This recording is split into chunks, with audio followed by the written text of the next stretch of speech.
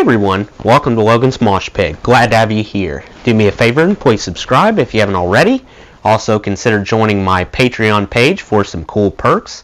I'll leave a link in the description. Yes indeed, time for another rock and read.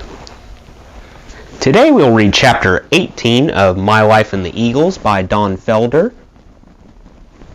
Ironically, chapter 18 has 18 pages. Chapter 18 is called Hall of Fame. Here we go. I decided to focus on the music to make sure we were providing the best possible service to our fans. At least if that was pure, then the crap would be worthwhile. But I wasn't sure it was. We were playing okay. In fact, as the tour continued, I think we improved daily. It was more that we didn't have the backup we needed. We'd used the engineer who had mixed the house sounds in the venues for many years, a guy named Richard Irwin. Glenn, deciding that he looked like Larry of the Three Stooges because he was balding on top, nicknamed him Larry. For some reason, Glenn suddenly decided he didn't like Larry anymore and brought in his own guy, someone he'd used on his solo tours who knew his songs. Don didn't say a word, and the rest of us had no say. Personally, I didn't care who mixed the music, as long as they could do the job. The new guy came from Gainesville, and we had some fun chatting about our memories of growing up in Florida, of high school, of Lipham's, and of driving up to Daytona to see bands. His elder brother was a buddy of my brother Jerry, and we had several mutual friends. Regardless of those connections, though, I wanted to assess whether the new guy was as good as Larry, because I knew he didn't have nearly as much experience. I asked him to make me some DATs, digital audio tapes, of the house mix for every show, so that I could take them back to my room and listen to them to see how he was doing. To help me decide, I asked some of the other musicians to listen in too. The idea was that if we felt a particular instrument wasn't being turned up enough, or was being played too loud, we'd be able to offer the new guy some advice on how to make it sound as it did on the record. You might want to turn up the sax solo on New York Minute, I suggested, as diplomatically as I could after hearing the first couple mixes. It's hard to hear over the drums and vocal. My hope was that when the next solo came along, he'd remember what I said and crank it up. It was not loud enough to even notice that someone was playing. It just wasn't there.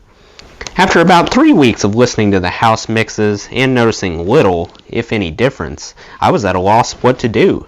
I got an opinion from Bill Seismic, who came to a couple of our shows, and from Elliot Snyder, who had produced Hell Freezes Over, and they concurred with me every time. But still, this house mixer didn't seem to understand what I was telling him. Finally, I approached Don. "Hey man," I said, "I've been listening to the house tapes for a month now, and they're not even picking up the trumpet solo. The lead vocal and the drums are really loud, but everything else is sort of at the same level. I've spoken to the mixer, but I don't seem to be getting through. Maybe you should listen to the tapes and see what you think." This was the same guy who kept us in the studio for months on end, worrying about a note out of place or a lick too loud. Suddenly his perfectionism was forgotten when it came to stepping on Glenn's toes. When Glenn heard what I'd been saying, he came and found me in my dressing room. "Mind your own business, Fingers," he told me, his eyes burning. "The house mixer's doing a good job, and he stays." And so he did. For the previous couple of tours, we'd used Joe Vitale as a backup drummer. Joe was a great guy who had helped me with my solo album. We sounded great with two drummers. The Allman Brothers always had two, and it really cranked up the volume and the pace. I was all for it, but Don always resented Joe, who was a far better drummer and also a talented keyboard player and flautist. With his connections to Joe Walsh and me, Joe Vitale was very clearly in the guitar camp, which was somehow seen as a threat. Needless to say, for Hell Freezes Over, Joe Vitale wasn't asked to join us. Instead, Don hired his own man, a drummer named Scott Crago, who used to be the percussionist in his solo band. When Don stepped off the drum riser and came to the front of the stage to sing Boys of Summer or Dirty Laundry, Scott would step off the percussion riser and take his place at the drums. He was good, and the band really rocked when Scott played drums. It was like someone cranked us up 3 notches. We were solid. Then Don would go back to the drums and play in his distinctive behind-the-beat way, and we'd be the good old Eagles again. It might not have been the best sound we could achieve as a band, but it was what the gods decreed. During Hell Freezes Over, I ran into an old friend, a guy we always called Bummer Bob because he always had such bad news. Bob was a bass player from Florida I had known since my teens. He moved to New York around the time I went there with Flo, and he used to hang out with us a lot. "Hey man, how you doing?" I said when one of the security guards took me to him after he had asked for me at the stage door. "Come in." We chatted about old times and caught up with the news of a few old faces from the past. Pretty soon we'd run out of things to say. "Well, Bob," I said, getting to my feet, "good to see you, man. Thanks for dropping by." We shook hands, but just as he was leaving he said, "Oh, I suppose you heard about Mike." "No," I said, my ears pricking up for news of Flo's leading light. I would never forget the intricate ink drawings Mike worked on so facetiously in Dover Plains, or the zucchini sandwiches we devoured together when stoned. "He's been living in Woodstocks for years, man, and he took a massive drug overdose. They didn't find him for ages, and when they did, his brain had been starved of oxygen for too long. He's in a wheelchair now." I stared at Bob, speechless at the news. Poor Mike. I wondered if I still had a number for his family and could contact them and see if there was anything I could do. Stupidly, all I could think of to say was, "Bummer." In Nashville, where we played to sellout crowds, another old friend surfaced. An hour before we were due to go on, Bernie Leadon's face appeared at the open door of my dressing room. "Bernie!" I cried, jumping up delightedly. "Great to see you! I really hoped you'd be in town. Come and sit down. Have a beer." Even after all these years, he still had the ability to light up a room with his grin and to put everybody completely at ease. Man, I miss that smile. We hadn't spoken for a long, long time, and I caught up on what he'd been doing since leaving the band. He moved to Hawaii before relocating to Nashville, where he'd had a busy career as a player, songwriter, session musician, and producer. He'd set up a number of successful projects, including a spoof country/rap/bluesgrass band called Run C&W, and a period working as a staff writer for a music publishing company. He played banjo on Bruce Hornsby's Grammy-winning version of The Valley Road. He co-produced works by Crosby and Nash and by Michelle Shocked, and he had designed music websites. He produced a group called Restless Heart, which had a best-selling album called Big Iron Horses with Eagle-style hits. That record had preceded Common Thread, which through the Travis Tritt video brought about the Eagles' reunion. Even at this distance, Bernie had inadvertently affected the path of my life. Since moving to Nashville, marrying and having a son, he had pretty much withdrawn from my life, which saddened me greatly, as he had taught me so much and had been the one who persuaded me to come to California in the first place. I guess he felt there was no place for anyone connected with Glenn and Don in the new career he had carved for himself. "Have you seen Glenn?" I said somewhat nervously. "Yeah, I just bumped into him in the hallway," Bernie beamed. "He was fine." "And Don?" "Yep, him too. But it was getting a little crowded out there, which is why I ducked in here." There wasn't a hint of animosity or resentment in his voice. "How you doing, man?" I said, slapping him affectionately on the thigh as he took a seat opposite me. "Great," he said, and I could tell from the sparkle in his eyes that he wasn't lying. Looking across at him, I was suddenly filled with envy. Bernie had escaped the treadmill the Eagles had become. He had stood up for what he believed in and walked away from all the crap to do what he wanted. With Run C&W, he injected some of his unique humor into the country music scene and was clearly never going to take the industry too seriously again. If there was one thing I'd learned from Bernie, and there was so much, it was that his kind of music originates in a very selfless place.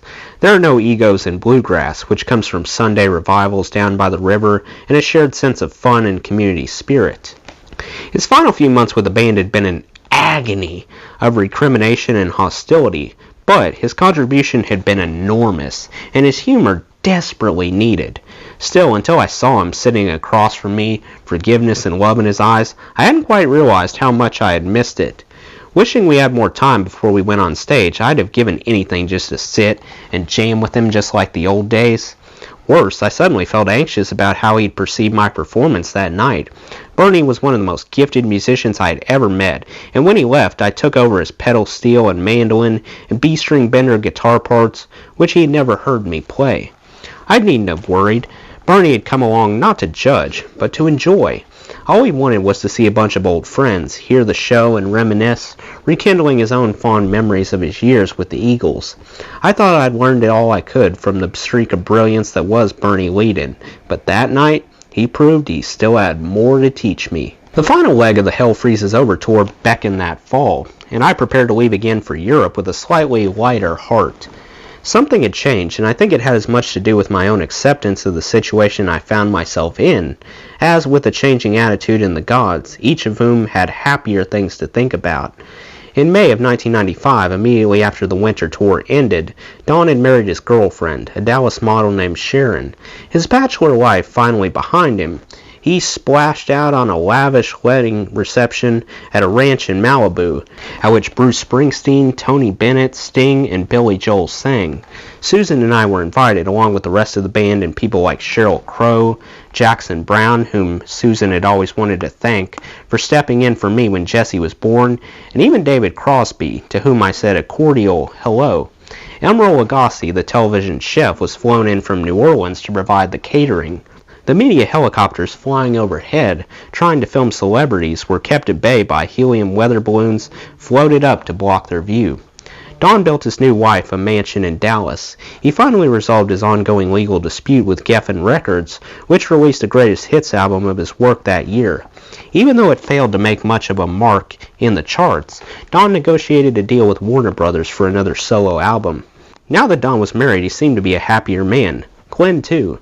After his divorce, Glenn had married a dancer named Cindy, who he met in one of his fitness videos. Both men were discovering for the first time the comfort and security that marriage can provide, something I'd known for years. We all knew that the tour was moving into its final phase, and that the feuding would soon be at an end. I had been forced to accept the deal offered to me, but I was also grateful for the blessing of being allowed to make as much money as I had. Individually, our lives were taking separate paths. Each of us was discovering a new level of maturity. That October, Susan and I were in Santa Monica on our way home from another session with our couples therapist. We were getting along pretty well, and our trials with Cody seemed to be almost over. I should have had more faith in my youngest son. Like me, he grew out of his rebelliousness and began to lead a full and relatively normal life. The issue of my infidelities from 14 years ago and beyond had been faced and wrestled to the mat, and now we were just struggling with the fact that we'd been together for 24 years and had lost a great deal of the fire.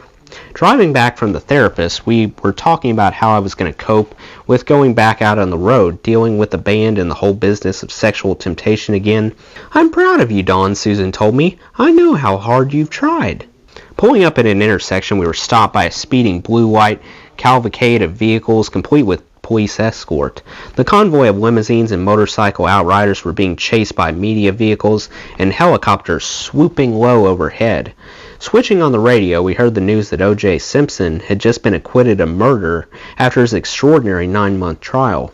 For all that time, I had been following the case from hotel rooms around America, and as I struggled with the tour and with my own personal demons, now flashing past me, a few feet away, O.J. sat a free man in the back of his limo. The coincidence seemed uncanny. Back on the road, the tour rolled on like some vast money-making machine that none of us could stop even if we wanted to. It had become a monster that needed to be fed.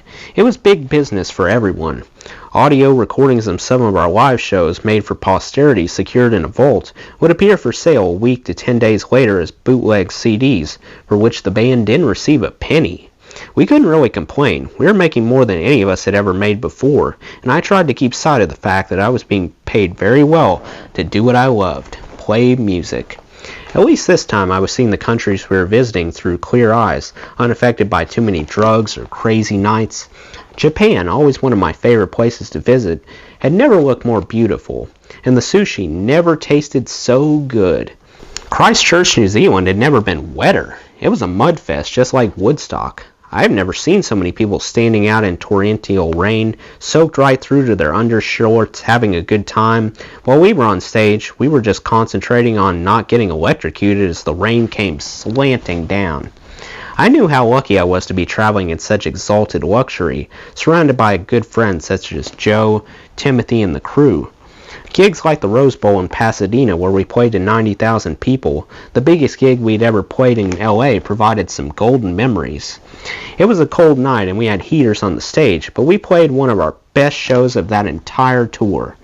We had matured in terms of our playing and our singing, and every note was perfect. It was like some of the best gigs we played when we were at our musical peak in the 70s. The night was clear with stars twinkling in the sky above us, and when each song stopped, you could still hear it, and the noise of the crowd echoing through the canyons behind the stadium. Everyone who was anyone in LA was there, musicians, rock stars, and management staff. There were celebrities like Michael Douglas, Jack Nicholson, and Sheryl Crow standing on the side of the stage, alongside Susan, Jesse, and his girlfriend, and the rest of my kids. It was a who's who event with a huge circus tent set up backstage for hospitality. The last gig the Eagles played together on Hell Freezes Over was in Edinburgh, Scotland in August 1996. We'd been around the States twice, as well as to Canada, Japan, Australia, and Europe. None of us really knew if this was going to be the final gig or whether we'd get another call from Irving in a few months, but Glenn had privately decided that he wouldn't be doing any more. His attitude toward me that night was different from any other time since the 70s. I think he was genuinely happy to have made it through to the end of the tour with all of us in one piece. Despite the undercurrents of unhappiness and the old frictions resurfacing, everything had stayed fairly contained. We'd gone out, played music, and made a bunch of money, and most important of all, we'd gotten through without killing each other. When the concert ended at the end of a beautifully warm Scottish night, Glenn and Don actually went around the whole band and hugged everyone. "Good job," Glenn told me, slapping me on the back. "We made it, buddy." "Yeah," I said, somewhat dazed and confused. "Yeah, I guess we did." Family life occupied me once we'd come off the road. Jesse finally decided that he wanted to spend the rest of his life with Erin, his girlfriend of many years, which was the smartest move he ever made. Their wedding took place in 1997, and within a year, they had provided us with an unexpected delight, our first grandchild, Kurt. I had suddenly gone from being a rock and roll star to being a grandpa. Strangely, I didn't mind one little bit. Jesse had become a successful financial advisor, his early passion for the computer games Lemonade Stand and Millionaire serving him well.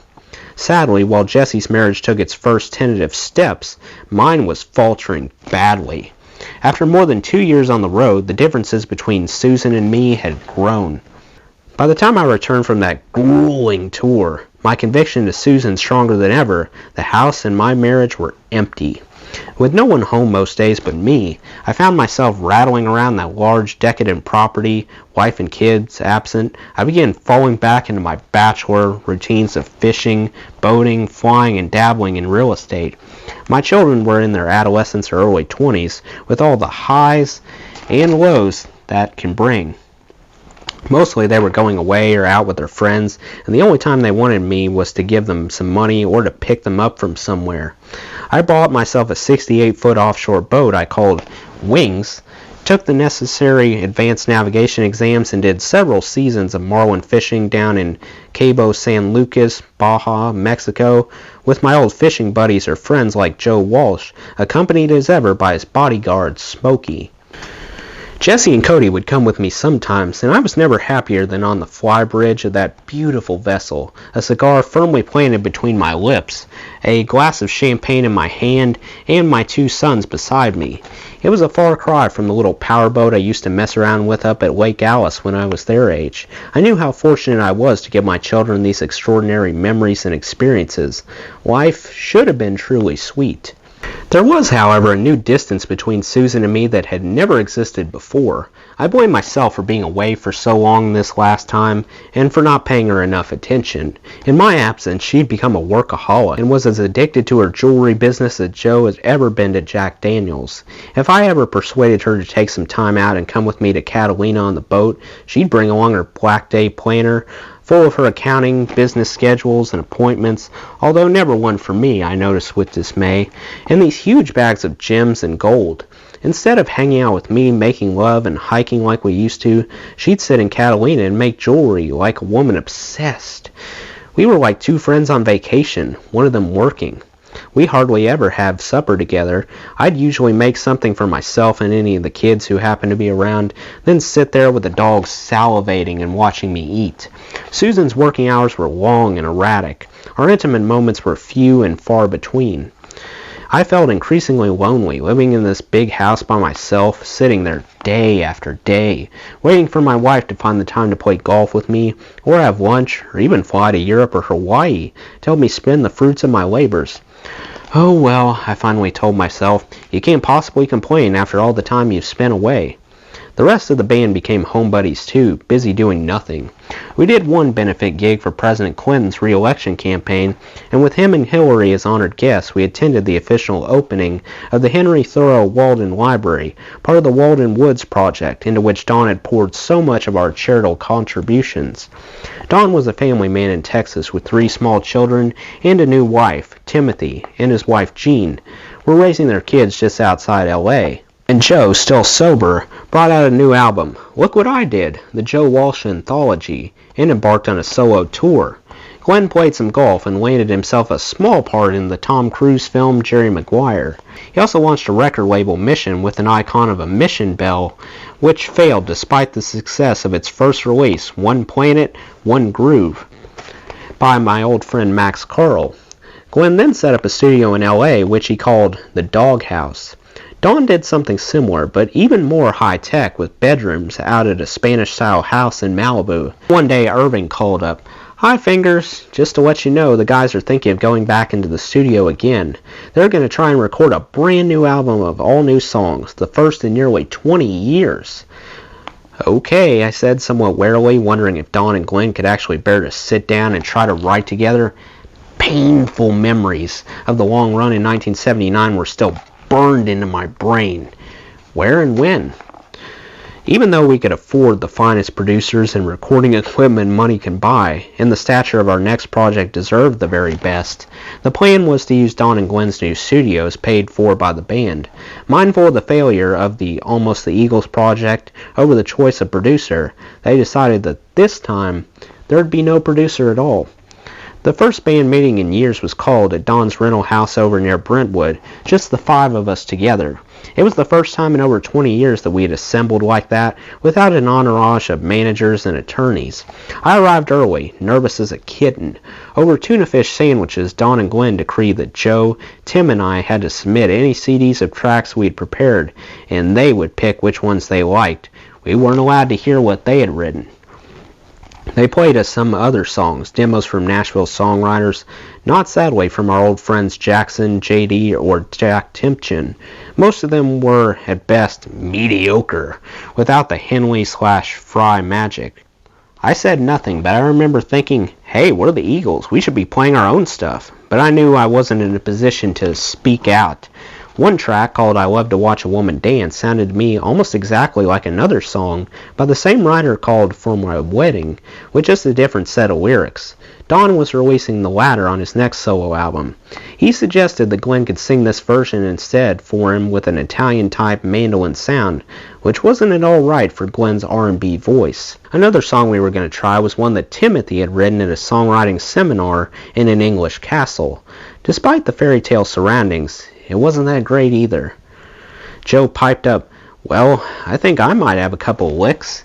He had one pretty solid track started, which he'd recorded at his home studio. It sounded very much like a recognizable Life's Been Good Joe Walsh type of song. I had a song I called Downer Diner, a semi-spoof on Sad Cafe, which featured electric piano and acoustic guitar with an ascending progression slightly reminiscent of Sad Cafe. I also had another up-tempo track with Latino rhythms called Little Latin Lover with gut string guitar. Glenn loved it. Hey, this sounds like the party music wafting over from a neighborhood yacht, he said. Jimmy Buffett would kill for this. Among us, we had 5 or 6 other tracks, none of them very good. One sounded like sitting on the dock of the bay. Spiritual, 60s, retro, not at all the sound of the Eagles. When we went into the studio, picked up our instruments and tried to play it, along with the rest of the Nashville songs, we just sounded like a bad demo band.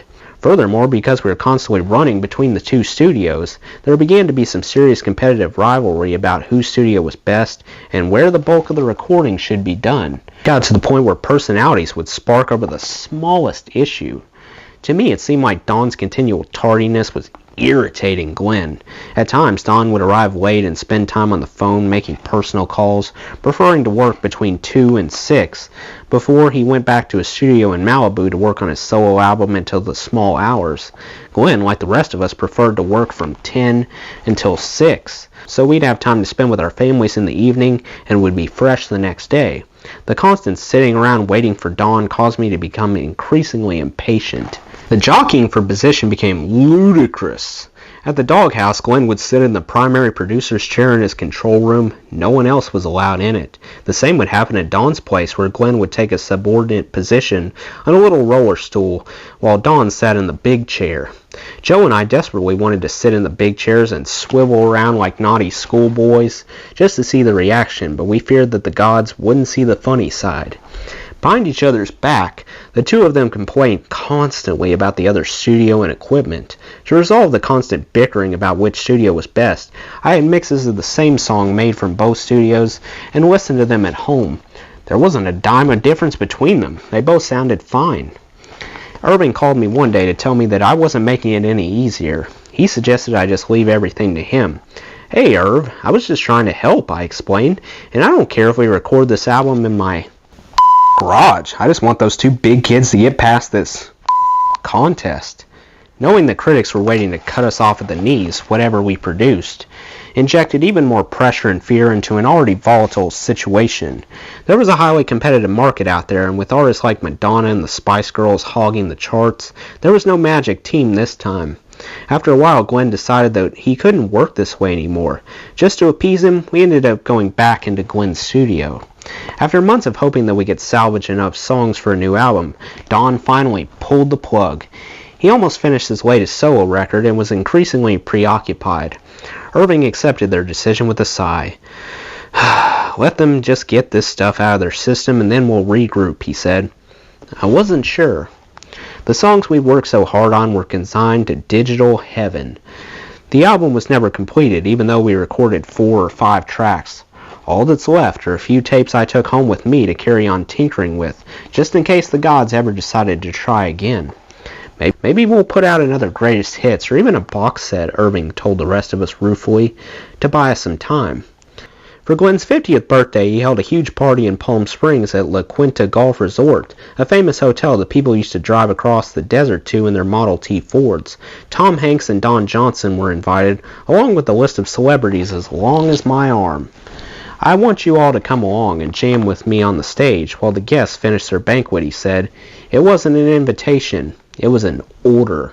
Glenn played his guests an embarrassing video featuring film clips with his brief and not very successful acting career. After the 5th or 6th clip, someone yelled from the back of the room, only half joking, "You ought to stick to playing music." We were each assigned tables, and I sat at my designated place up near the front of the stage and turned to the stranger next to me to introduce myself. "Hi, I'm Don Felder," I said, extending my hand.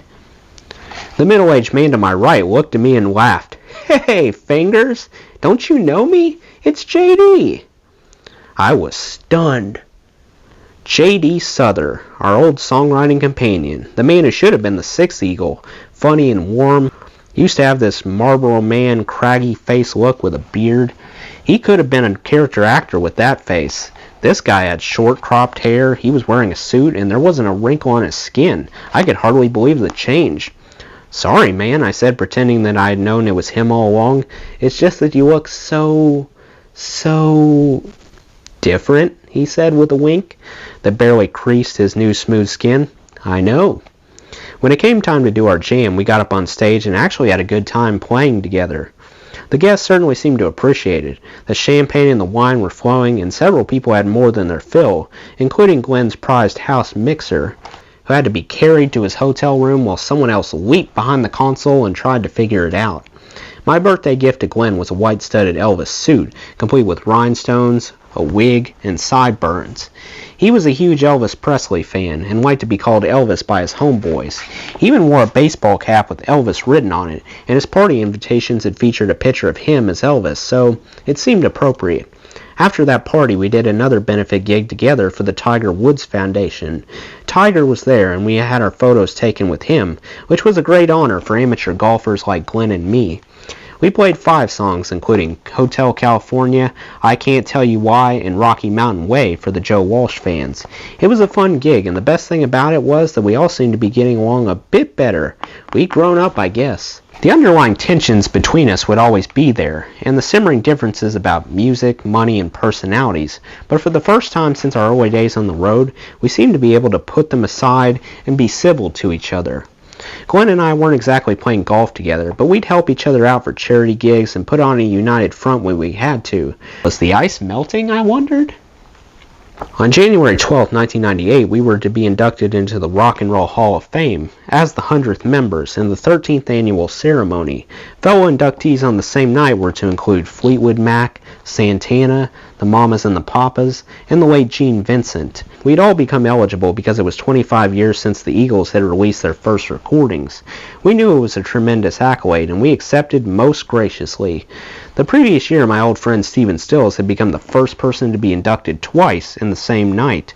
Stephen had done me the greatest honor by publicly naming me among his top 4 all-time favorite guitar players. I was in good company.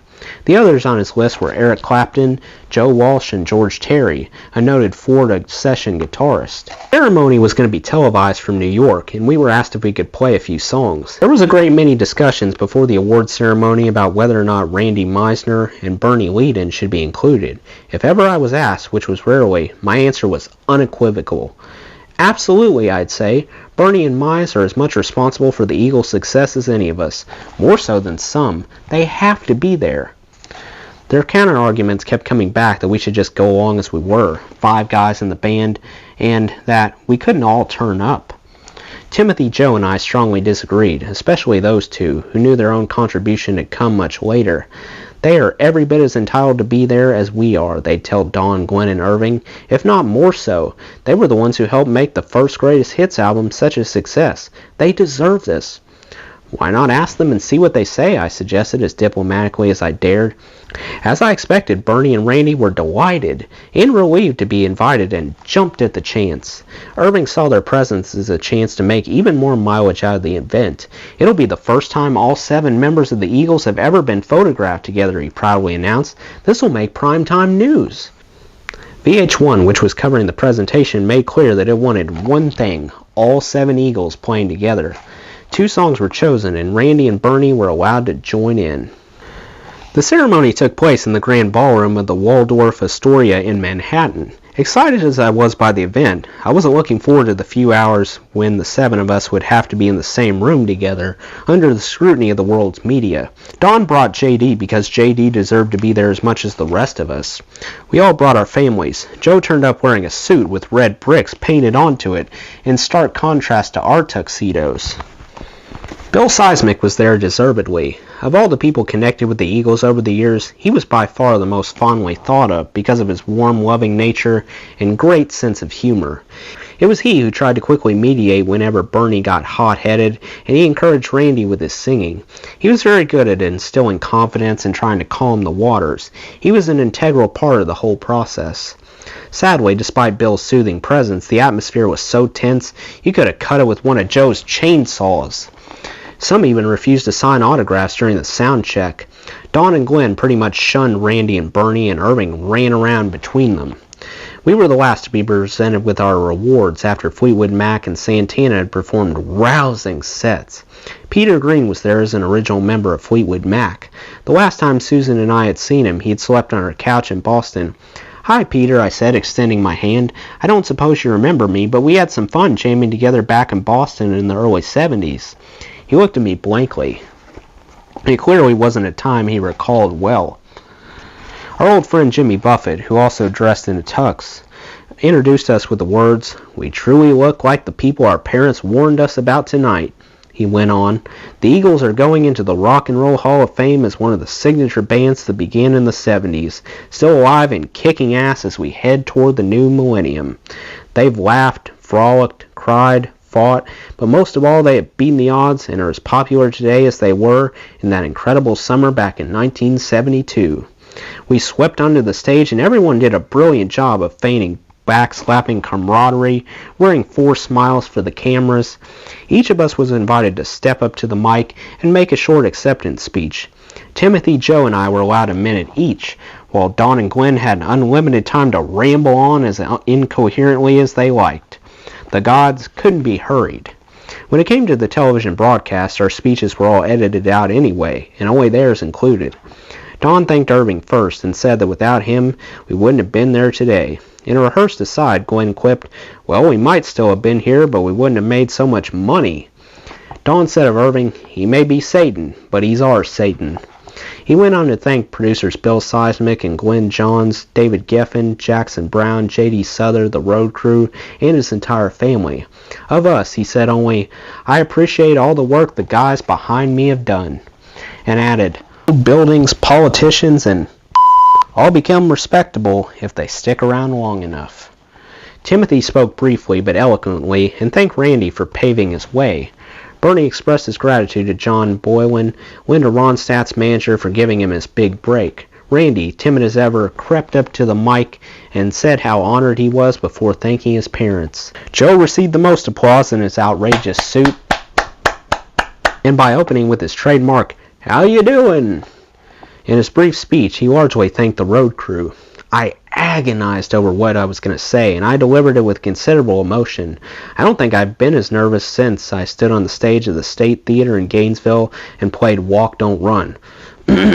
Clearing my throat, I began, "I'd like to thank Don Henley and Glenn Fry for writing an incredible body of work that propelled this band through 20-odd years of life. Thank you, guys." Staring Susan straight in the eye as she sat at a table with our 4 children and my mother, I added, "I'd like to thank my wife Susan, who put up with me for 26 years when we did this. Susan, who deserved this award more than me, blew me a kiss." Glenn brought up the rear and shot from the hip. "There's been a lot of talk tonight about disharmony," he said. "The Eagles were a very laid-back band in a high-stress situation. A lot has been made and a lot has been speculated in the last 27 years about whether or not we get along. We get along fine. We just disagree a lot. You cannot play music with people for very long if you don't genuinely like them. I guarantee you that over the 9 years the Eagles were together in the 70s, over the 3 years we were together during our reunion, the best of times rank in the 95%, and the worst of times in the smallest percentile that obviously everyone but the 7 of us has dwelled on for the longest time. Get over it." We picked up our instruments and managed to get through our set without incident. Randy was told to stand to the extreme left of the stage next to Timothy, and Bernie to the extreme right next to Joe. Several feet of space and a million miles of antipathy between them and Glenn. Randy wasn't allowed to play bass live, so he stood there strumming his guitar silently. Without the pain of those barbs still smarting, we began with the band's first ever hit, Take It Easy, followed with our most successful, Hotel California. When it was over, there was a pregnant pause before the audience rose to its feet as one in open appreciation.